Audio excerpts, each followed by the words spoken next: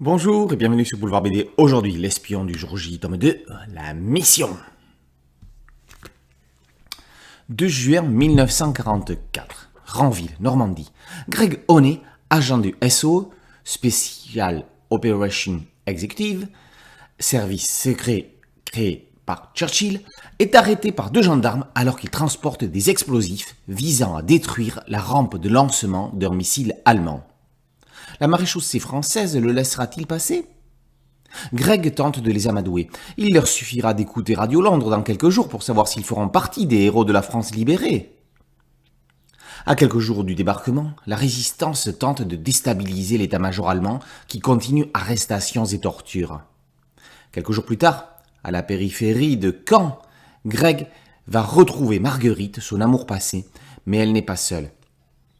Sa vie risque d'en être bouleversée. Décidément, juin 1944, pour la petite histoire comme pour la grande, les destins de tous, sans exception, vont être chamboulés.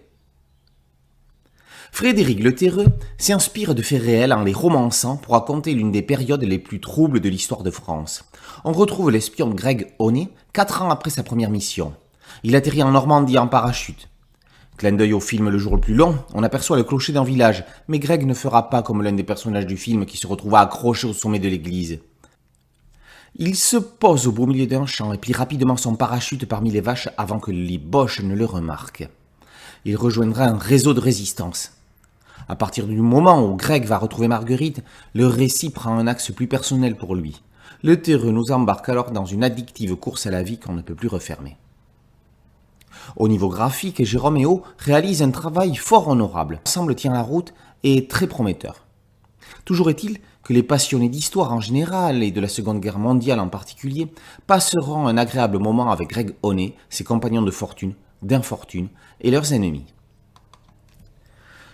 Construisant un catalogue cohérent en donnant aux auteurs le temps et les moyens d'affiner leur travail, les éditions ID+ possèdent avec l'espion du jour J une série qui pourrait bien contribuer aux fondations solides de leur maison.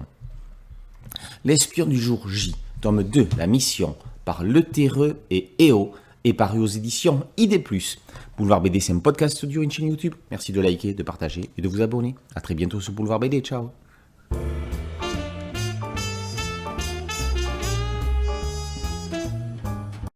On ne va pas se mentir, l'espion du jour J n'est pas publiable en l'état chez Delcourt, Dargaud ou Glénat. Il y a encore un certain amateurisme dans le trait et les découpages de l'auteur, mais là